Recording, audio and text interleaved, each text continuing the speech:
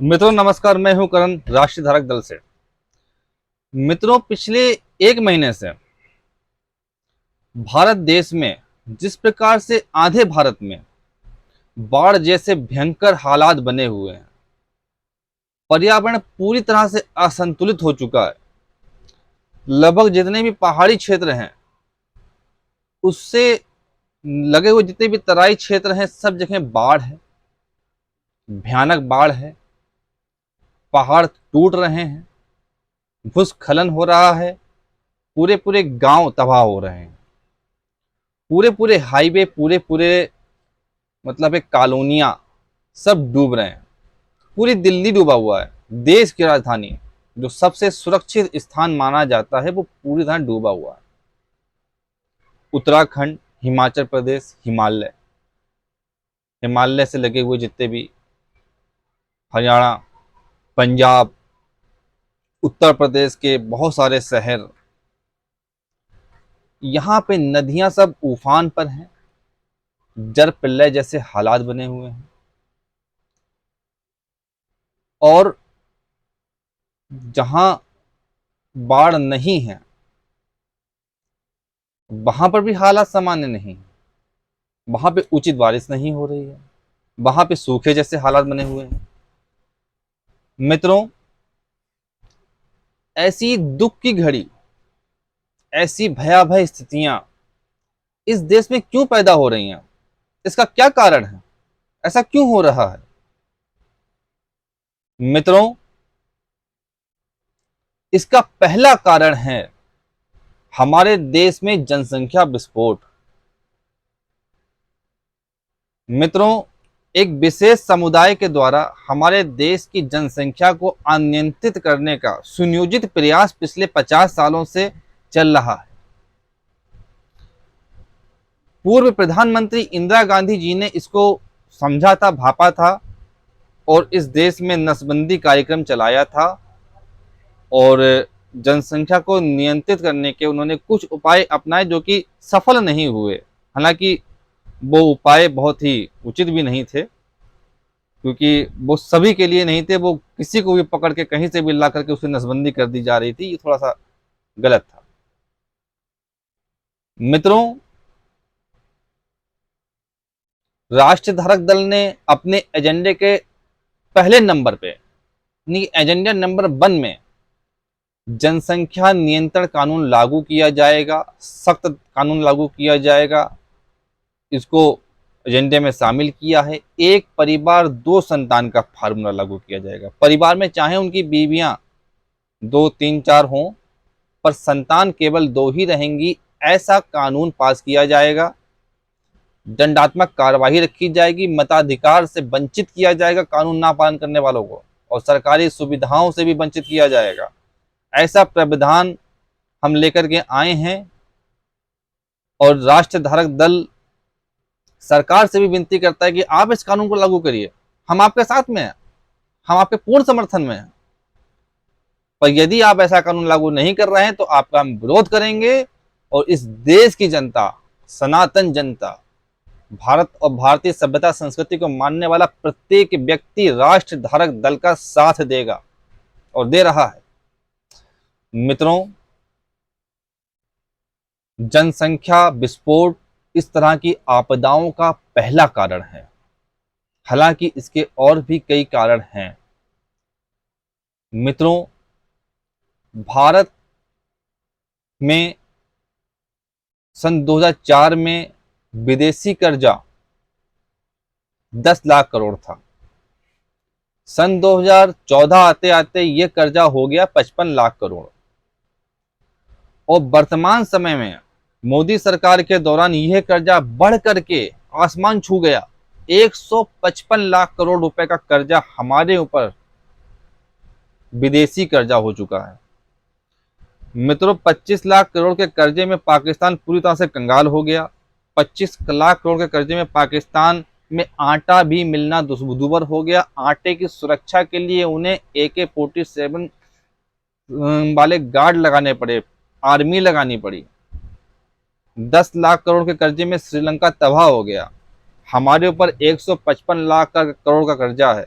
ये तो हमारे देशवासियों के पुरुषार्थ और मेहनत और जज्बे की बात है कि इस कर्जे को हम किसी प्रकार से ढो रहे हैं, सहन कर पा रहे हैं। मित्रों, अब आप कहेंगे इससे बाढ़ का क्या संबंध है, प्राकृतिक आपदाओं का क्या संबंध है? मित्रों, औद्योगिक क्षेत्र में अंधाधुंध कर्जा लिया गया, इन्वेस्ट किया गया, और कहां इन्वेस्ट किया गया? पहाड़ी क्षेत्रों पर, जिससे कि एक पर्यावरण का वातावरण बिगड़ गया। पर्यावरण असंतुलन जैसी स्थितियां पिछले 10 वर्षों में बहुत तेजी से आई हैं। इससे पहले इस तरह की आपदाएं इतना अधिक नहीं आती थी, पर इतना अधिक नहीं आती थी जितना कि पिछले 10 वर्षों में, 5 वर्षों में आई हैं। मित्रों, यही हालात पिछले साल भी थे, इस साल भी यही हालात है। औद्योगिक जो विकास है होना चाहिए, बिल्कुल होना चाहिए, पर प्रकृति के संतुलन को भी बनाए रखना बेहद जरूरी है, क्योंकि प्रकृति है तो हम हैं, प्रकृति है तो उद्योग भी हैं। अगर प्रकृति ही नहीं रहेगी तो ये उद्योग कहां से आएंगे? उद्योगों का करेंगे क्या आप? मित्रों, इसका जो सही पैमाना है, मुझको ऐसा लगता है, हमारे दल, राष्ट्र धारक दल के मानने वालों को ऐसा लगता है कि जो हमारे समुद्र तटीय जिले हैं, जो कि बी शेप में भारत में हैं, अनेक जिले हैं समुद्र तटीय जो जिले हैं, समुद्र से निकट जो क्षेत्र हैं 100 किलोमीटर के दायरे में, उन क्षेत्रों में अधिक औद्योगिक विकास होना चाहिए, क्योंकि जो औद्योगिक फैक्ट्रियां वगैरह होती हैं, वहां से निकलने वाला जो अपशिष्ट पदार्थ है, वो हमारे पर्वतों को, पहाड़ों को गंदा नहीं करता है, और वो डायरेक्ट समुद्र में पहुंच जाता है, अगर वो समुद्र से ज्यादा दूर नहीं है तो। इस प्रकार से हम अपनी नदियों को प्रदूषित होने से बचा लेते हैं और पर्यावरण के प्रदूषण होने की स्थिति को कुछ कम कर सकते हैं। देखिए, जो ये औद्योगिक विकास हुआ है, ये देश की क्षमता के अनुसार नहीं हुआ है। वर्तमान में जो औद्योगिक विकास हुए हैं, ये कर्जा लेकर के हुआ है। देश को भारी भरकम कर्जे में डाल करके इस प्रकार के जो औद्योगिक विकास हुए हैं, इस कारण से प्रकृति का संतुलन बिगड़ा है। यदि देश की क्षमता के अनुसार औद्योगिक विकास हुए होते, देश की क्षमता के अनुसार यहाँ पे उद्योग लगाए गए होते, तो प्रकृति का संतुलन इतना अधिक ना बिगड़ता, ऐसा हमारा मानना है।